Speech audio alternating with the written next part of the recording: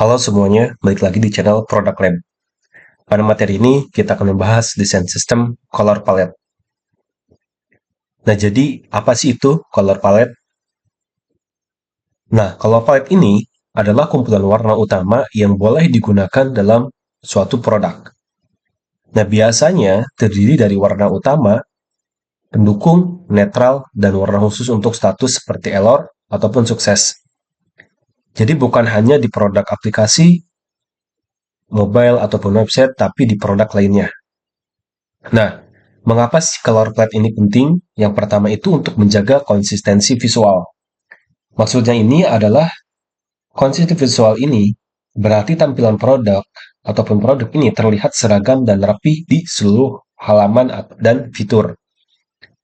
Nah, dengan color palette yang sudah terstandar, sudah sesuai, itu sudah seragam, maka kayak warna tombol, teks, dan background itu selalu sama. Kemudian pengguna tidak bingung karena tampilan berubah-ubah.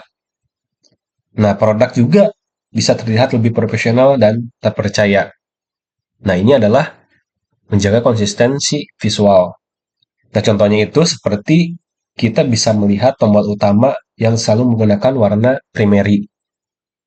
Pengguna langsung mengenali ataupun paham, oh ini adalah action utama. Misalnya button sign in, itu nanti kita akan contohkan warna primary. Nah, yang kedua, yaitu untuk memperkuat identitas brand. Maksudnya itu adalah warna adalah elemen utama yang mudah diingat oleh pengguna. Nah, makanya disebut memperkuat untuk identitas brand. Nah, ini color palette ini bisa membantu menciptakan ciri khas visual brand, suatu brand. Bisa juga membuat produk mudah dikenali tanpa logo. Contoh, kita bisa mengenal e-commerce besar di Indonesia, misalnya Shopee, warna oranye kan, gitu. Ataupun Tokopedia warna hijau, Gojek. Kita sudah tahu, oh identitas brand suatu aplikasi ataupun perusahaan ini tuh identik dengan warna hijau ataupun oranye. Nah, inilah untuk memperkuat identitas brand. Kemudian, untuk meningkatkan usability dan user experience. Nah, maksudnya ini adalah warna ini sangat berperan besar dalam kenyamanan dan kemudahan pengguna. Nah, dengan color palette yang baik, justru pertama itu bisa memudahkan teks itu mudah dibaca dan kontras jelas. Makanya nanti ada untuk teks itu warna netral. Kemudian informasi penting lebih mudah ditemukan. Nah, terus yang lebih kalah penting dari meningkatkan usability dan user experience ini adalah feedback system.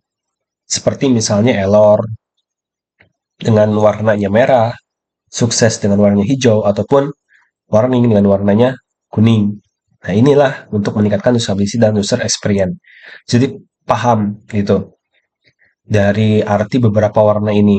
Nah, kemudian yang terakhir adalah untuk mempermudah kolaborasi bersama tim. Jadi di dunia kerja, terutama di UI UX, ini sangatlah penting ketika kita membuat suatu color palette di desain sistem. Karena apa? Gitu, color palette ini di desain sistem menjadi bahasa visual bersama antara tim. Manfaatnya itu adalah desainer ataupun developer bisa memakai referensi yang sama yang dibuat oleh si UI ataupun UX. Kemudian untuk mengurangi miskomunikasi, contoh misalnya UI kita bikin warna hijau dengan kode misalnya ABCD, tapi pas di developer beda kodenya. Nah, ini dengan dibuatnya desain sistem color palette, maka bisa mempermudah kolaborasi secara tim UI UX, designer, dan developer. Kemudian mempermudah proses desain dan development lebih cepat karena sudah ada komponen ataupun desain sistemnya yang sudah terpaku, yang sudah memang sudah terbuat yang memang sudah sesuai terstandarisasi. Nah, contohnya itu misalnya developer tinggal menggunakan token misalnya primary default, primary 1, 2, 3 tanpa menebak-nebak warna kayak gitu. Nah, inilah fungsinya mempermudah kolaborasi bersama tim. Nah, struktur color palette ini dalam sistem itu ada beberapa bagian. Pertama itu primary color, secondary color, neutral color, dan semantic color. Nah, kita akan bahas salah satunya itu, yang pertama, primary color. Nah, primary color ini adalah apa? Primary color ini adalah warna identitas brand, warna utama yang memang lebih dominan. Biasanya dipakai untuk tombol utama, link penting, dan elemen fokus. Nah, primary pada warna website ini gitu adalah di bagian button sign ini dan button CTA. Nah, ini adalah warna identitas brand gitu. Jadi misalnya kita lebih fokus ke warna yang lebih mencolok. Nah, ini yang disebut dengan warna primary. Nah, inilah fungsinya kenapa kita harus jangan salah memakai warna primary dan warna lainnya kebalik. Gitu karena action utama itu adalah di button primary ini ataupun di button CTA Explore Course. Kemudian kita akan membahas button secondary color. Nah, button secondary color ini adalah berfungsi untuk pendukung primary color dipakai untuk variasi visual tanpa mengganggu fokus utama. Contohnya ini adalah di button sign up ini nih. Gitu. Jadi sebagai pendukung warna primary tanpa mengganggu fokus utama. Ya gitu. Jadi mereka ketika misalnya user langsung fokus ke sini ataupun ke explore course gitu. Tanpa mengganggu fokus utamanya si button warna ataupun warna primary ini. Nah, kemudian ada namanya neutral color. Nah, apa sih neutral color ini? Neutral color ini sering diremehkan, padahal paling sering dipakai. Biasanya untuk apa nih? Kenapa sering dipakai? Background, text, dan divider. Contoh misalnya background ini warna putih ataupun putih kodenya FA. Nah, ataupun misalnya warna teks ini. Ya gitu. Nah, ini adalah kita harus membuat untuk button neutral color juga. Jangan sampai kita membuat teks itu terlalu hitam dengan backgroundnya itu yang kurang pas.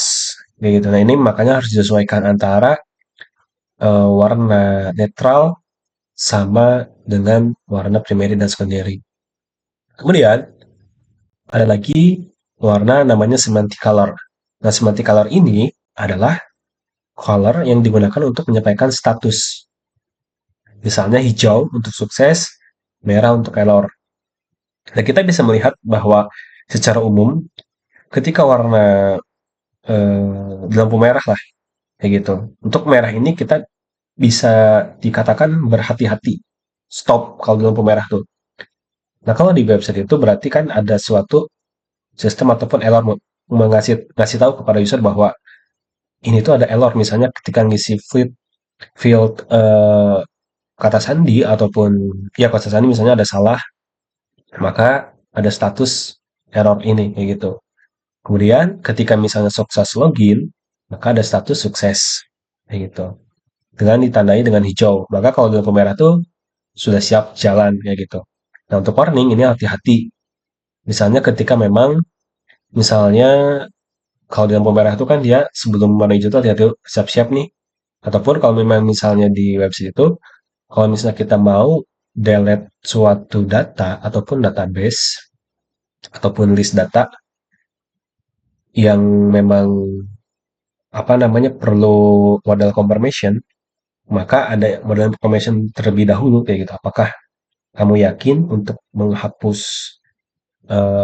data ini ataupun misalnya ketika mau ngisi field gitu, mereka harus perhatikan field mana yang memang harus diisi, jangan sampai salah kayak gitu. Contohnya seperti itu. Nah, itu teman-teman pembahasan desain sistem color palette pada materi ini.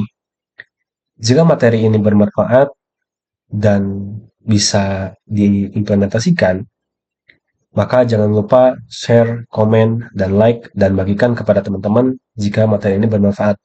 Terima kasih sudah menonton dan memahami video materi desain sistem color palette pada channel Product Lab ini. Sampai jumpa.